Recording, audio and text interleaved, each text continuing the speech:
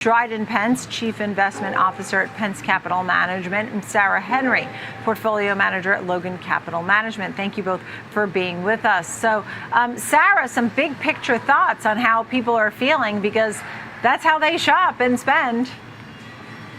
Right. Well, we are clearly in the midst of a slowing consumer cycle, but in general, we're very healthy. The wealth effect has been real. Real estate plus equity net worth is up about $11 trillion above its pre-COVID trend, and that's added over 100 basis points to GDP since before the pandemic. So some of that is getting spent through the economy as it slows, and you can hear it on these conference calls where some companies are talking about the low-end consumer lagging. But in general, some very healthy earnings. We're about 80% of the way through earnings season, but some of the big bellwethers still to report, namely Walmart, Home Depot, Target, ahead. Yeah, I want to talk about some of these names too. Dryden, what are you thinking here? You're thinking that maybe we're on the verge of a broader slowdown. Why is that? Well, I think you're beginning to see, as you break it up into groups, the top part, the middle part, and the lower group. The consumer sentiment issue is really in the lower one-third. But I think what we're looking at in the slowdown is this is like you drive a car at 90 miles an hour for a long period of time. You slow down to 50, and you feel like you're standing still, but you're moving 10 times faster than you can walk. So what I think we're seeing is we're moving from a torrid pace to a sustainable pace. And I think that's kind of one of the things that people feel like it's slowing down, but it's not slowing down quite as much. But everyone's looking for that one data point that they can prove whatever their agenda is. So I really think that what we see, this broadening out of maybe a little bit slower, it's slowing down from a very rapid pace. We also think that that's going to broaden out earnings of the S&P 500. So we like the 493 versus the Magnificent Seven. I want to talk about that a little more. But first, Sarah, let's talk about some of the names you started to bring up. And we think about consumer discretionary names. Which names seem like they may be best positioned, or what's on your mind when it comes to the group? Well, certainly, I think size and scale is a differentiator.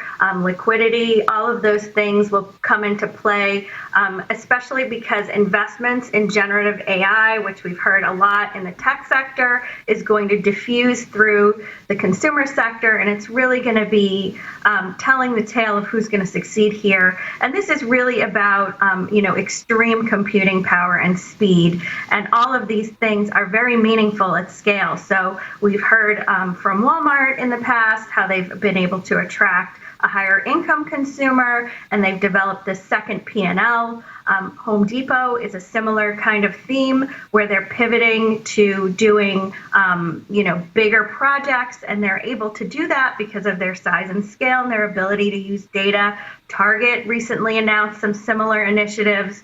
Loyalty, all of that relies on processing and directing huge amounts of data to get things like inventory and product right on the shelves.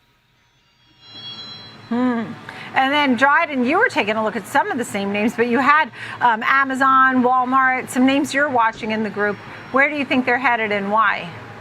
We break all this down into three groups. You have the aspirational, you have the ubiquitous, and then you have the trade down. Aspirational, luxury goods are doing very, very well, like LVMH, and you have really, 10% of the population is spending about the top 10% of the income earners spend about 20% of the total spend, and they're into the luxury goods. Then you have ubiquitous, and that's kind of everybody, and that's Amazon. And when you think about online shopping in an inflationary environment, online shopping is more efficient than anything else. So you begin to see this large group of people focusing on that, and prices are actually cheaper online. So you see that. And then we get to the trade down. This is where Walmart comes back into it.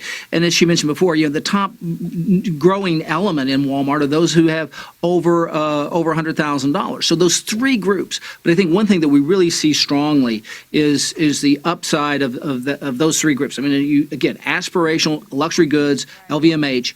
The ubiquitous is Amazon right in the middle, and then you have Walmart, and Walmart's growing segment of people that are trading down and become more cost conscious. So all three of those companies we think fit well into this consumer environment. Yeah, and in your notes, you talk about McDonald's and Starbucks and how they just can't, or they've had more of a difficult time to raise prices because people are being a little tighter with the wallet. Thank you so much, Dryden Pence of Pence Capital Management and Sarah Henry of Logan Capital Management. Thank you.